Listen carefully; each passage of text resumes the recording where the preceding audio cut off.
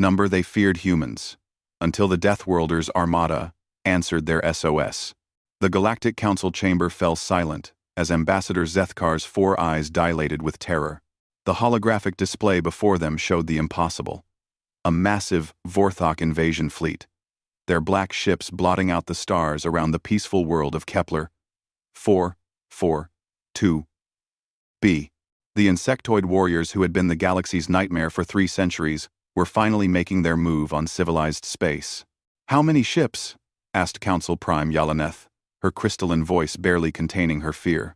7,000 confirmed, Zethkar replied, his tentacles trembling as they operated the controls. Perhaps more hiding in the outer system. The Vorthak have never assembled a force this large before. The representatives of 12 different species sat in stunned silence. For generations, they had heard whispers of the Vorthak from the rim worlds, savage insectoids who consumed everything in their path, leaving nothing but dead worlds behind. Their technology was crude, but effective. Their ships, like flying fortresses, bristling with weapons. Most terrifying of all, they felt no fear, no mercy, no emotion, except hunger. "What of the defense fleet?"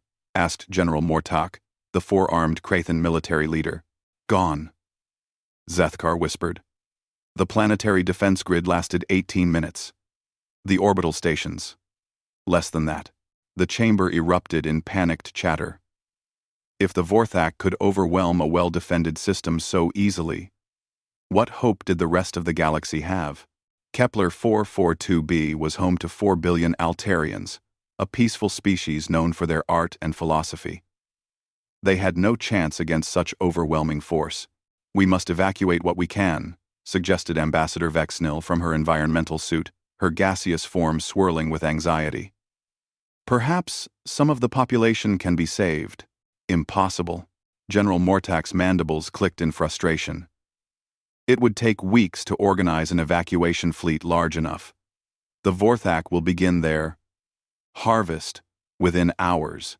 Council Prime Yalaneth stood slowly, her crystal form refracting the chamber's light into rainbow patterns. "Then, we must consider military intervention. How quickly can we assemble a fleet?" "The nearest battle group is 4 days away," Mortok admitted. By then, he didn't need to finish.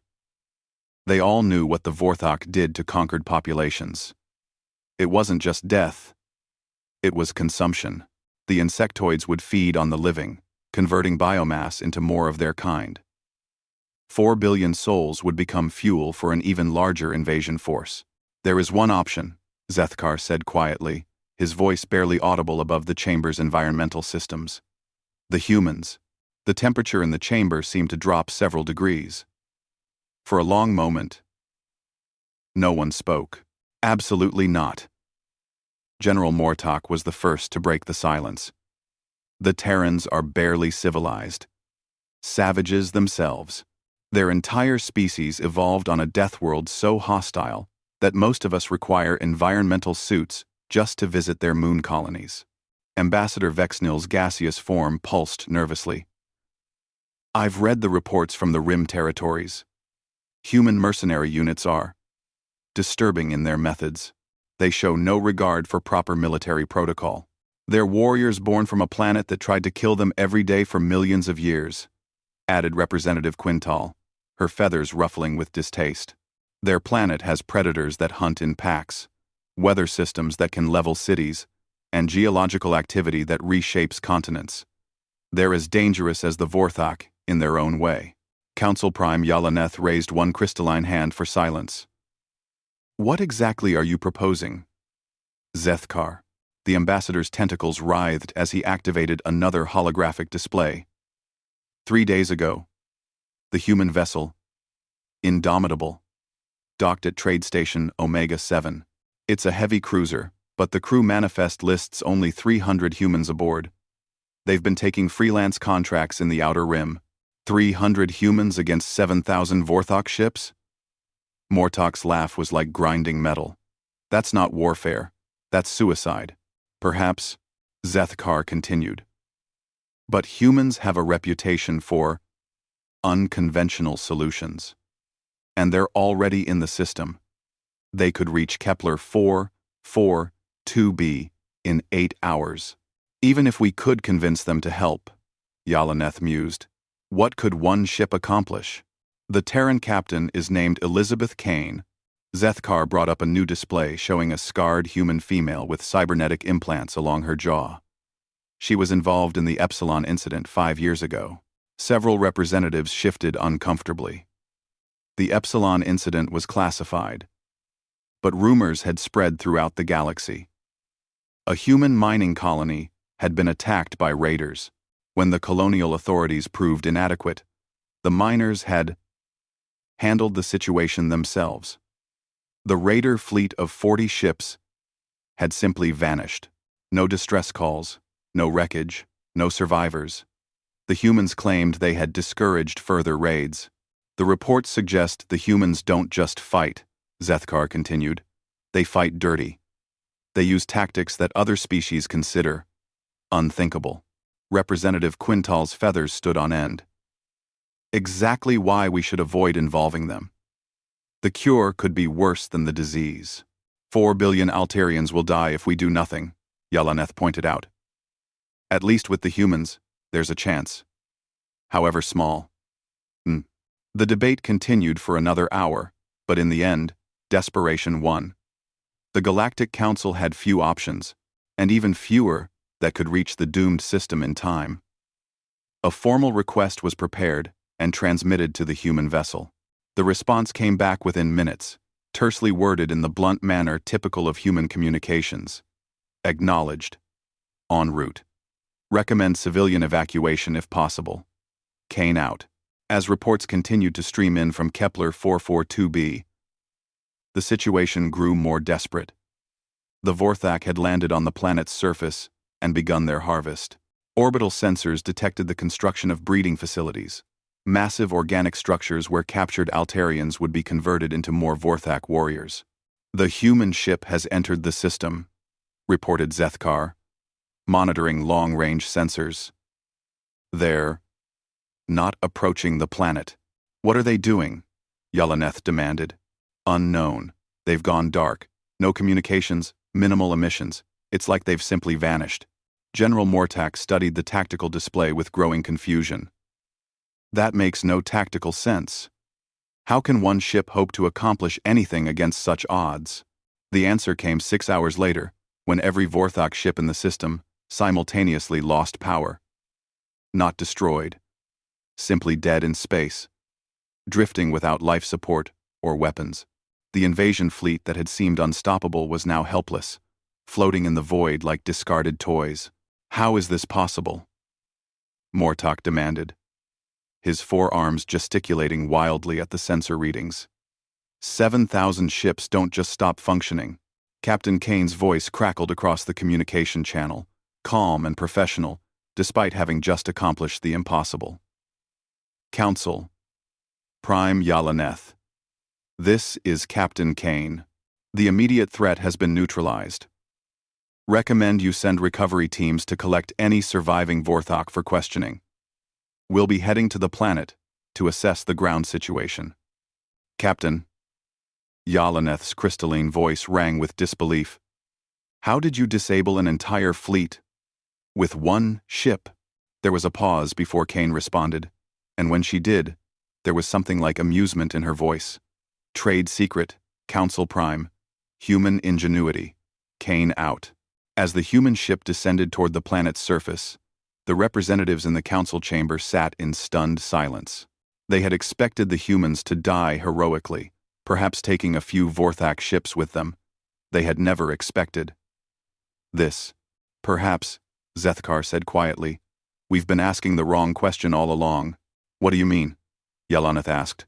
We've been wondering if the humans could help us against the Vorthak. The ambassador's tentacles writhed thoughtfully. The implications of that statement would haunt the Galactic Council for years to come.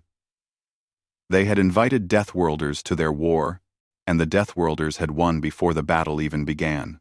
But as reports from the planet's surface would soon reveal, winning the battle was just the beginning of humanity's intervention in galactic affairs. Captain Elizabeth Kane stood on the bridge of the Indomitable, watching the planet Kepler 442b rotate slowly beneath them. The blue-green world looked peaceful from orbit, but she knew that appearance was deceiving. 37 Vorthak ground installations dotted the surface, each one a biological nightmare factory where captured civilians were being processed into warrior drones. "Ma'am," called Lieutenant Torres from the sensor station, "we're reading approximately 40,000 Vorthak ground troops scattered across the major population centers. They've established 17 primary breeding complexes and are constructing more." Kane studied the tactical display with the cold efficiency that had made her reputation in the Outer Rim. Each red dot represented thousands of enemy troops, and traditional military doctrine would require at least a 10-to-1 advantage to root them out of fortified positions. The humans had 300 personnel. "Time to complete conversion of the civilian population?" she asked. "At current rates, 72 hours, Torres replied grimly. Kane nodded. 72 hours to save 4 billion lives. The Galactic Council's evacuation fleet wouldn't arrive for another 4 days, and their military forces were even further out. It was up to her crew to buy enough time for a proper rescue operation. "Recommendations, Commander Singh?" she asked her executive officer. Commander Rajesh Singh pulled up detailed scans of the planet's surface. "The Vorthak are using their standard playbook. They've fortified the major cities and are using the civilian population as both shield and resource. Direct assault would result in massive collateral damage. And the breeding complexes? Heavily defended. Each one has the equivalent of a battalion guarding it, plus automated defenses. They're learning from previous encounters with human forces. And heavily tepidi. And heavily paid tepidi. And heavily tepidi." Kane smiled grimly. The Vorthak were indeed learning, but they were learning the wrong lessons. They expected humans to fight like other species, with overwhelming force and traditional tactics. They didn't understand that humans had spent millennia fighting on a planet that demanded adaptation, cunning, and the willingness to embrace strategies that others found unthinkable. "Signal the away teams," she ordered. "We're implementing Protocol 7. Singh raised an eyebrow. Protocol 7 was controversial even by human standards. It had been developed during the colony wars and was considered by many to be a violation of civilized warfare. Of course, the Vorthak weren't particularly civilized themselves. "All teams, confirmed," Singh reported. "Engineering reports they need 6 hours to complete modifications to the atmospheric processors." "They have 4, Kane replied. "Every minute we delay costs lives." Down on the planet's surface, the Vorthak commander Hive Prime Zakth surveyed his domain from the highest spire of the former Altarian capital. The tall, elegant buildings of the peaceful species had been quickly converted to serve Vorthak needs. What had once been a university was now a processing center. The former art museum housed breeding pods. Zakth's compound eyes focused on the streams of data flowing from his subordinates. The harvest was proceeding ahead of schedule. Already, 3,000 new warriors had emerged from the first breeding cycle. In another day, that number would triple. "Hive Prime," chittered one of his lieutenants. "The orbital fleet reports no communication since the power failure." Zakth's mandibles clicked in annoyance. The loss of the fleet was concerning, but not catastrophic. The ground forces were more than sufficient to complete the harvest.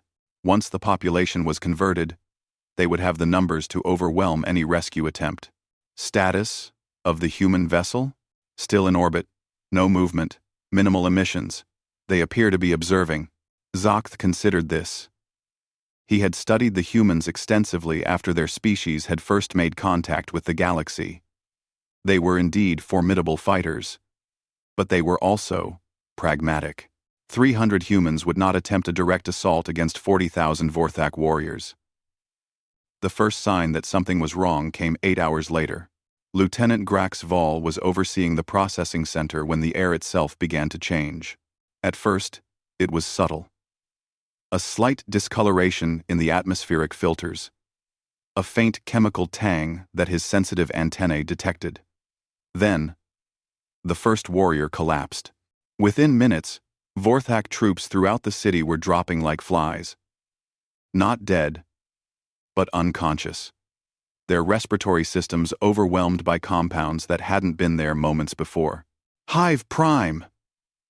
Graxval's transmission crackled with panic. The humans have poisoned the atmosphere. Our troops are falling unconscious across all sectors. Zakth's eyes widened in disbelief. Impossible. Our environmental suits should protect against any airborne toxins. The compounds are designed specifically for our biology, Graxval reported, as he watched another squad of warriors stumble and fall. They're not affecting the Altarian civilians at all. How did the humans develop species-specific atmospheric weapons so quickly? The answer was both simple and terrifying. Humans didn't just study their enemies. They dissected them, analyzed them, and found ways to exploit every weakness. The dead Vorthak from previous encounters had provided all the biological data needed. Human xenobiology teams had worked around the clock to develop compounds that would target Vorthak respiratory systems while leaving other species unharmed. But the atmospheric attack was just the beginning. As Vorthak defenders fell unconscious, human drop teams landed throughout the planet. Each team consisted of only 20 personnel. But they moved with surgical precision. They had studied Vorthak tactics, learned their patterns, and identified the critical points where a small force could cause maximum disruption. Sergeant Major Patricia Wells led Alpha Team into the primary breeding complex outside the capital. The facility sprawled across several kilometers, a grotesque fusion of organic and mechanical architecture that made her stomach turn. But she had seen worse things on the Rim worlds, and the mission was clear. Neutralize the facility and evacuate the civilians. Remember, she whispered into her comm as her team approached the outer perimeter. Vorthak reinforcements will arrive within 30 minutes once they adapt to the atmospheric compounds. We have a narrow window. The facility's automated defenses had been designed to repel traditional assault forces. They focused on the main approaches, creating overlapping fields of fire that would devastate conventional infantry. But Wells's team didn't use conventional tactics. They went underground. The humans had spent hours studying the planet's geology, identifying cave systems and natural tunnels that connected to the facility's foundations. While the Vorthak watched the obvious approaches, the human teams emerged from beneath their feet. The battle that followed was unlike anything the galaxy had ever seen. The humans didn't fight with honor or glory.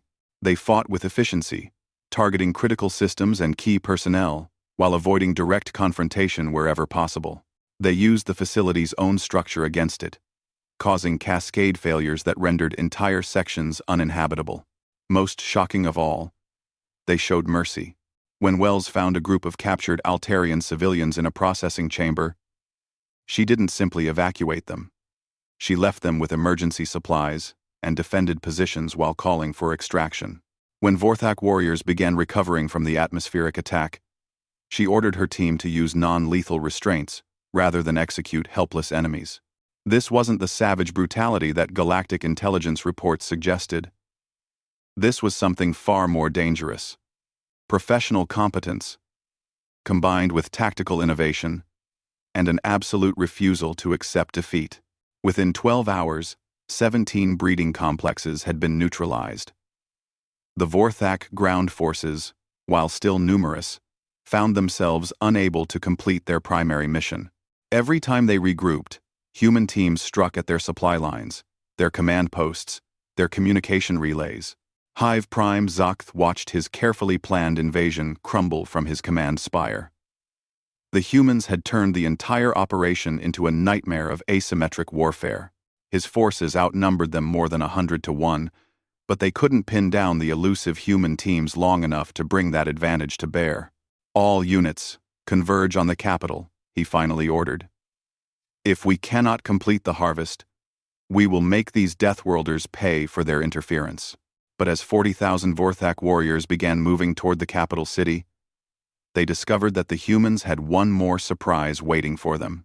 The message came directly from Captain Kane, broadcast on all frequencies. Attention Vorthak forces.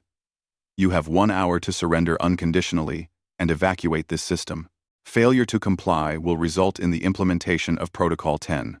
Zakth's research into human military doctrine had never mentioned a Protocol 10. That concerned him more than he cared to admit. In his experience, when humans developed new protocols, the results were usually unpleasant for everyone involved. The deadline passed without response. The humans had given fair warning, as was their custom. Now came the demonstration of why their species had survived on a death world for millions of years. High above the planet, the Indomitable fired a single projectile into the planet's largest ocean. Not a weapon in any conventional sense, just a dense metal slug moving at relativistic velocity. The impact created a shock wave that circled the planet twice, triggered seismic activity on 3 continents, and sent a tsunami racing toward the primary Vorthak stronghold. But that wasn't the real message. The real message was that humans could drop rocks from space with pinpoint accuracy, and there was no defense against it. The next projectile could land directly on top of Zizak's command spire, or any other target the humans chose. As the Vorthak commander watched the massive wave approaching his position, he finally understood why the galaxy feared these Deathworlders. It wasn't their savagery or their technology. It was their absolute refusal to accept limitations that other species took for granted. The surrender came 18 minutes late. The surrender transmission from Hive Prime Zizak was brief and unconditional. Within 6 hours, 40,000 Vorthak warriors had laid down their weapons and assembled in designated areas across the planet's surface. The massive invasion force that had terrorized the galaxy for centuries stood defeated by 300 humans who had never fired a shot in anger. Captain Kane materialized in the Galactic Council chamber via hologram 3 days later, her scarred face impassive as she delivered her after-action report. The representative sat in stunned silence as she outlined the operation with clinical precision. Total Altarian casualties: 4,612, she reported. Total Vorthak casualties: 18. Infrastructure damage: minimal. All breeding facilities have been dismantled, and the biological components safely disposed of. Council Prime Yalaneth's crystalline form refracted light nervously. 18 Vorthak casualties? How is that possible?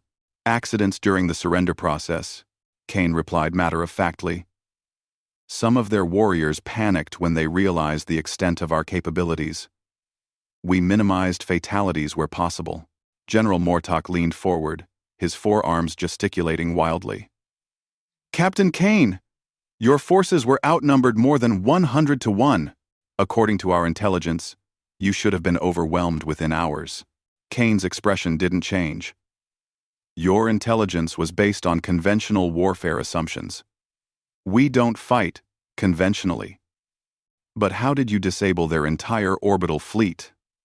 Pressed Ambassador Vexnil, her gaseous form swirling with agitation. 7,000 ships don't simply stop functioning.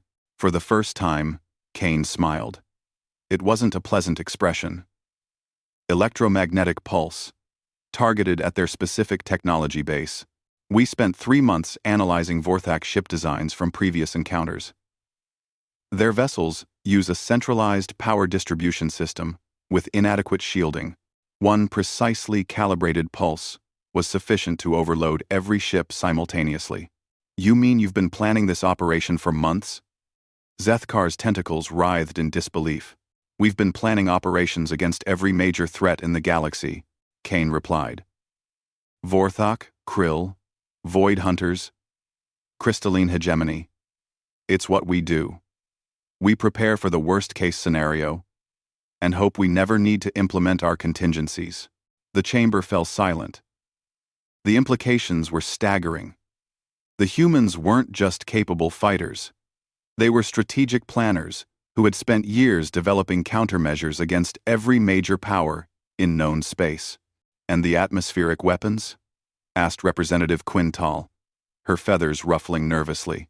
Standard battlefield preparation, Kane explained. We maintain detailed biological profiles of every species we might encounter. Developing species-specific compounds is basic military science. Basic military science? General Mortak's voice rose an octave. No other species in the galaxy has that capability. Kane shrugged. No other species evolved on a death world where every breath could be your last. Chemical adaptation is survival. 101. Where we come from. Council Prime, Yalaneth stood slowly, her crystalline form casting rainbow shadows across the chamber. Captain Kane, the Galactic Council is prepared to offer substantial compensation for your assistance. The Altarian government has also expressed their gratitude. Compensation isn't necessary, Kane replied. The Altarians are peaceful people. They didn't deserve what the Vorthok planned for them. Nevertheless, some form of recognition. There is one thing, Kane interrupted. We'd like permission to establish a permanent human presence in this sector. Not a military base. Exactly. More of a monitoring station. The representatives exchanged nervous glances. The idea of humans maintaining a permanent presence so close to civilized space was both reassuring and terrifying. What would be the purpose of this facility? Yalaneth asked carefully. Early warning, Kane replied. The Vorthok weren't operating alone. Our intelligence suggests they were testing galactic response capabilities for someone else. Someone with significantly more resources and better planning. The temperature in the chamber seemed to drop several degrees. You're saying there's a larger threat? Unknown at this time, Kane admitted. But the Vorthok invasion was too coordinated, too precise. They knew exactly which systems to hit for maximum psychological impact while minimizing military response capability. That suggests detailed intelligence gathering and strategic planning beyond their normal capabilities. Ambassador Zethkar's tentacles writhed anxiously. What kind of entity could command the Vorthok? Kane's expression grew grimmer. The kind that's been watching the galaxy for a long time, learning our strengths and weaknesses, waiting for the right moment to strike. The Vorthok invasion might have been just a probe to test our defenses. General Mortak stood abruptly, his forearms clenching into fists. Are you suggesting we're facing an invasion force that makes the Vorthok look like a minor threat? I'm suggesting, Kane said carefully, that we need to be prepared for possibilities that current galactic military doctrine doesn't address. The galaxy has been at peace for too long. You've forgotten that there are things out there that see your civilization not as equals to negotiate with, but as resources to be harvested. Representative Quintal's feathers stood on end. And you believe humans are better equipped to handle such threats? Kane was quiet for a long moment before responding. Humans come from a world that tried to kill us every day for millions of years. We survived by being paranoid, adaptable, and absolutely ruthless when necessary. We see threats that other species dismiss as impossible, and we prepare for scenarios that others consider unthinkable. Such as total galactic war, species extinction events, the complete breakdown of civilized society. Kane's voice was matter-of-fact, as if she were discussing the weather. Every human settlement maintains contingency plans for scenarios ranging from local disasters to galaxy-wide catastrophe. It's how we think. Remember, 84. Every teen. Also in teen. Every teen. Remember scene. The chamber erupted in nervous chatter. The idea that an entire species lived in constant preparation for apocalyptic scenarios was disturbing enough. The fact that this same species had just demonstrated their ability to neutralize the galaxy's most feared enemy with minimal effort was frankly terrifying. Captain, Yalaneth called for order. What exactly are you proposing? Kane straightened, and for a moment, every representative in the chamber felt the weight of humanity's predatory heritage. We propose a mutual defense agreement. Humans will establish monitoring stations throughout the galaxy to watch for external threats. In exchange, we'll share our intelligence and provide military assistance when requested. And in return, Mortok asked suspiciously. Safe passage for human vessels, access to galactic trade networks, and the understanding that humans will act in the best interests of galactic civilization, even when those actions conflict with traditional military protocol. The last part sent chills through the assembled representatives. They were being asked to give humans carte blanche to operate outside normal military conventions. Given what they had just witnessed, that was a prospect that inspired both hope and terror. We'll need time to consider this proposal, Yalaneth said finally. Kane nodded. Of course. But while you're deliberating, I'd recommend increasing security around your core worlds. The entity that was backing the Vorthak is still out there, and they now know that humanity is actively involved in galactic affairs. Is that a threat, Captain? Representative Quintal asked sharply. Kane's smile was cold as space. No, Representative. It's a warning.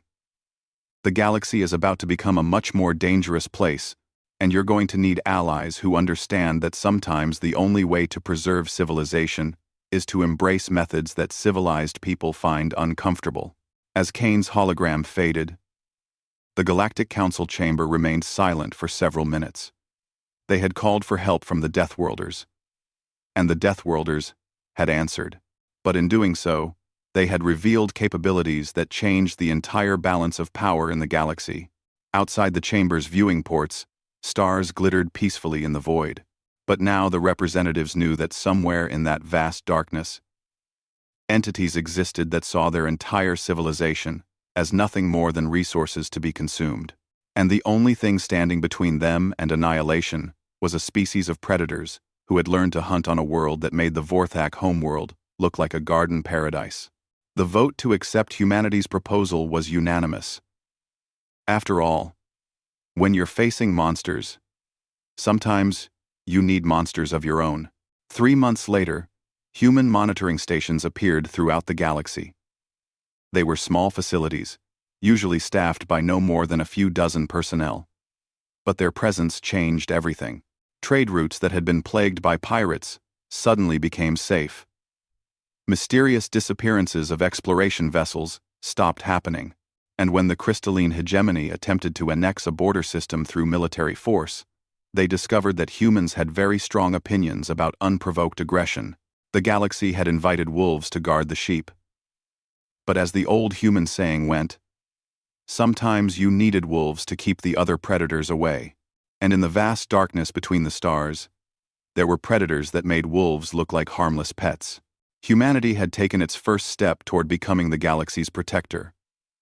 Whether the galaxy would survive that protection remained to be seen.